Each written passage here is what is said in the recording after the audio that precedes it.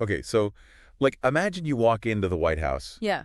but not, like, for a tour, right? Right. You're there to, like, check out the payroll. Yeah, that would be interesting. It'd be fascinating to see, like, what everyone makes For sure. working at arguably the most famous address in America. Mm-hmm. And today, we're diving into that. Oh, wow. Okay. We're going to take a deep dive into a fascinating report that breaks down White House salaries, but we're really going to focus in on the gender pay gap. Yeah, I'm definitely interested to hear this because you always hear about the gender pay gap, Right. but I wonder what it's like at the White House. Yeah. Well, I think you'll be surprised by what this report found. Okay. In the data skies, we take our flight. Trends and numbers come to life. Colors and charts, they dance and play.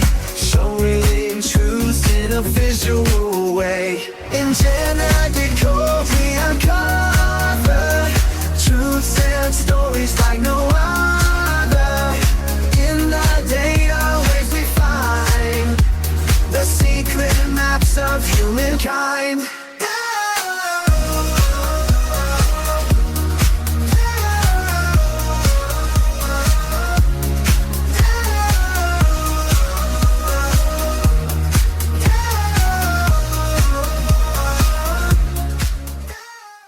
Okay, so you guys sent in some data about White House salaries, and I got to say, this Biden administration report, well, it was pretty eye-opening. We're going to be diving into the gender pay gap. Yeah, the report's very interesting. You'll notice the gender pay gap is, well, it's really small, especially compared to the national average. Okay, so like how small are we talking? So women in the White House, they're earning, let's see, an average of $93,752. And men, they're earning $94,639. Whoa, hold on. That's like a difference of less than 1%? It is. That's wild, especially considering like across the whole U.S., women only earned, was it 82 point something percent of men's salaries back to 2020? Yeah, 82.3% to be exact. Big difference. Huge. So like what's going on in the White House that's making it so different? Well, the report, it kind of points to the White House's system. They use pay bands, and that might be a big factor. K-bands. Okay, break that down for me a bit. What are they, and how could they be helping even things out? Yeah, so pay bands, basically think of them as salary ranges, right? They're set for different job levels and, responsibilities. Okay. Like, say, all entry level, all communication assistants at the entry level, they might all fall within one K band. And then, like, senior advisors would be in a higher one, obviously. Right. So kind of like a tiered system. Exactly. And that kind of structured approach, well, it can help minimize discrepancies. Like, sometimes you get differences because of individual negotiations or, well, sometimes even biases. So by like having those set salary ranges, it takes away some of the guesswork. Yeah. And the potential for things to get unfair. Exactly. It's like the whole compensation process becomes more transparent. Right. And it helps make sure that folks in similar roles are paid fairly, no matter, their gender or other things. Exactly. And it's not just about pay, right, this administration.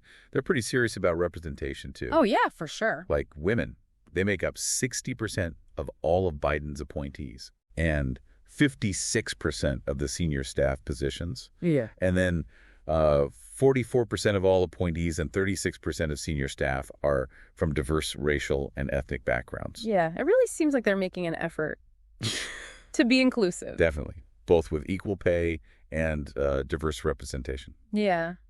Okay, but there's one thing that kind of jumps out at me from the report. What's that? It says the highest earner is making like $185,656. So I'm curious, does the report give any hints about what kind of job would, justify that kind of pay? That's a good question. I mean, we know most of the top White House officials, they get $180,000. Right. So whoever this is, they probably have like a really specialized role, something that falls outside the normal pay bands. I see. So someone pretty unique. Yeah, could be someone in cybersecurity maybe, or some kind of medical professional. Or, I don't know, maybe it's a role that needs some super specific technical expertise. Interesting. Really makes you wonder. Okay, so let's zoom out a little. What's like the takeaway from this White House salary report? What can we learn from it? Well, to me, it shows just how important transparency is. And, having well-structured systems by, like, making all this data public. Well, the White House is basically letting us letting us analyze and understand their efforts to make compensation fair.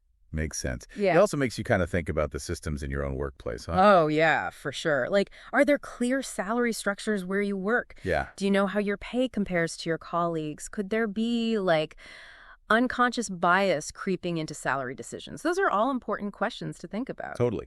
This whole deep dive has been seriously eye-opening. If the White House, with all the pressure they're under, if they can make pay basically equal and really go for, like, better representation, what's stopping other organizations? Yeah. It's a pretty powerful thought. Yeah, it really is. It makes you wonder what's possible. Absolutely. Okay. Well, that's all the time we have for this deep dive. Yeah, this was great. So, until next time. See you later. Bye.